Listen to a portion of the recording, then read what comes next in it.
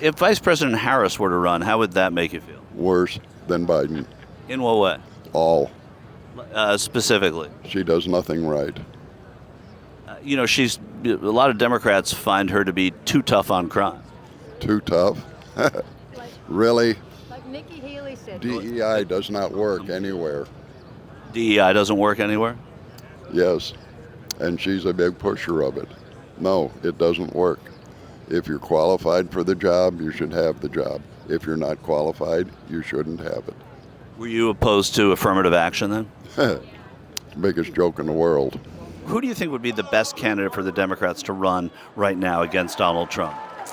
Honestly, they have a very weak bench. I can't even really think of anybody. Kamala is so disliked, even not just by Republicans and independents, but her own party. She really hasn't done much as a VP. And Do you think the VP does much anyway in general? obviously not. Obviously not. But we've elected many VPs, but the job doesn't require a lot to do.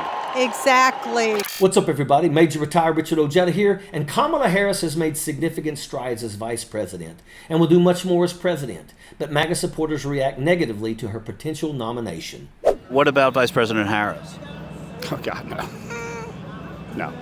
And what about the former First Lady Michelle Obama? No, not at all. She would probably excite the Democrats more, but Republicans and independents aren't going to vote for her. So, no. You think there are a lot of independents out there? Yes. More and more. These knee-jerk reactions are rooted more in bias than an objective evaluation of her performance. Consider this. Harris was instrumental in passing the American Rescue Plan, a $1.9 trillion bill that extended unemployment benefits, provided direct payments to individuals, and expanded the child tax credit. She also played a key role in passing the $1 trillion infrastructure bill, which included funding for electric school buses and replacing lead water pipes. On the international stage, Harris has been proactive visiting countries like Guatemala and Mexico to address immigration issues and reinforcing alliances during the Russian-Ukraine conflict. Domestically, Harris has championed women's rights, especially after the Supreme Court's decision to overturn Roe v. Wade. She has worked on criminal justice reform to reduce prison populations and improve rehabilitation programs. The country and the world are ready for Kamala Harris. Despite these achievements, many MAGA supporters dismiss or undermine Harris's accomplishments. This reaction is reminiscent of Aesop's fable, The Fox and the Grapes, where the fox, unable to reach the grapes, convinces himself that they are sour and not worth having. This cognitive dissonance is evident in figures like former Representative Madison Cawthorn, who, despite his own party's backlash for telling their dirty secrets, asserts that Harris has a worse chance than Biden in beating Trump. What a jackaloon. Vice President Harris? Oh, that would be a dream. She's significantly worse than Joe Biden. I mean, I think her approval ratings are worse than Joe Biden's, which is shocking.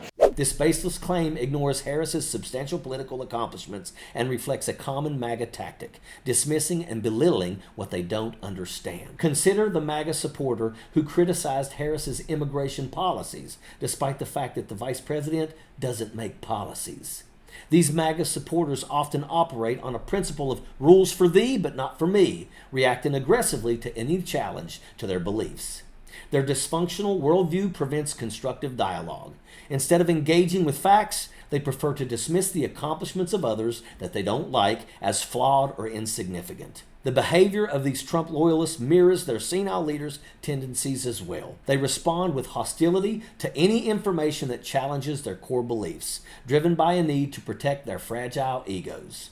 This is evident in their unfounded criticisms of Harris, which reflect more about their insecurities than her capabilities. During the pandemic, these were the same ones hoarding toilet paper and denying scientific facts about the coronavirus. These are the same people who wouldn't take a shot or wear a mask, but are rushing to wear a bandage over their ear to support their convicted felon, and that's pathetic. In several interactions, TYT's Michael Shore baited a couple of these MAGA supporters by suggesting that some Democrats think Harris has been too harsh on crime. What about Vice President Harris? I think she's a dumpster fire. In what way? Because, if you look at her policies, you look where she stands, look where she's done. I don't know if she's ever even gone all the way down to the border yet. We have major problems on our border.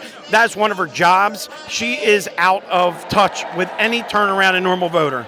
One of today's themes, as we mentioned, crime. She is someone who makes Democrats uncomfortable because she was perceived to be too tough on crime in California as AG and DA. That had followed her, obviously, through it, but you can see, I think, as soon as she got into the White House, that she's on vacation. She doesn't go and she doesn't realize what the day-to-day people are seeing. She has done nothing to turn around and support her being as a vice president, especially when you have a president that's so lax on his job and not doing the job. You would have a strong second hand that would make up for it, and she's not doing that. Thinking that Shore was agreeing with them and hating on Democrats, they eagerly took the bait, showcasing why Trump loves the undereducated because they're easily manipulated.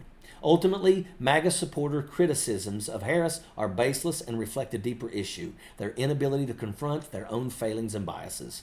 They prefer to project their insecurities onto others rather than take accountability for their shortcomings. So next time you hear a MAGA supporter scoffing at Kamala Harris's accomplishments, remember the story of the fox and the grapes. It's not that the grapes are sour, it's that they can't reach them.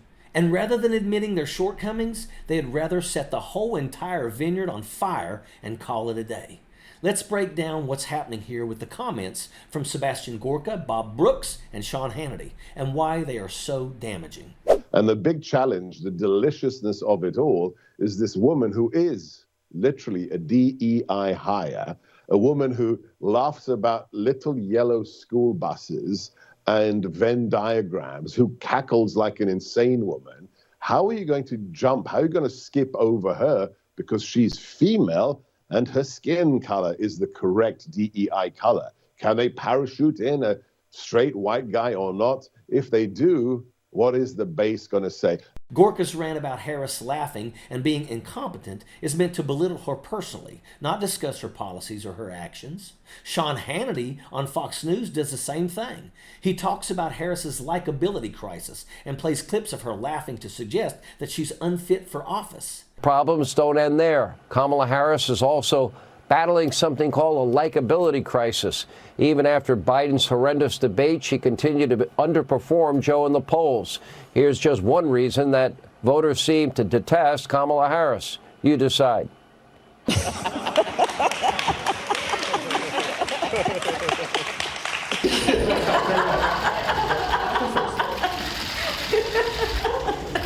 This isn't serious critique. It's a distraction from her real work and accomplishments. Hannity's tactic is ridicule, not debate. This is classic right-wing media strategy. Attack the person, not the policy. These media figures are mouthpieces for Donald Trump, spreading narratives that fit their agenda. Newsmax, Fox News, and similar outlets often mix news with opinion, leaning heavily towards sensationalism. This is not real journalism. Haters focus on Kamala's identity and personal traits to try and undermine her achievements and avoid talking about real issues. The problem is that many Trump supporters can't tell the difference between news and entertainment. They believe what they see on these shows because the lines are intentionally blurred. Figures like Hannity, who are well-known Trump loyalists, use their platforms to spread misinformation for profit. To stay informed, people need to rely on trusted news sources that stick to journalistic standards. Unfortunately, too many are misled by these entertainment networks posing as legitimate news. This blurring of lines is why Trump supporters are so disconnected from reality, believing lies because they're spoon-fed by these so-called news networks. This is why Donald Trump loves the undereducated, though. It's because the undereducated are easily duped, and we can see why, and that is an absolute fact. Sappers clear the way, airborne all the way.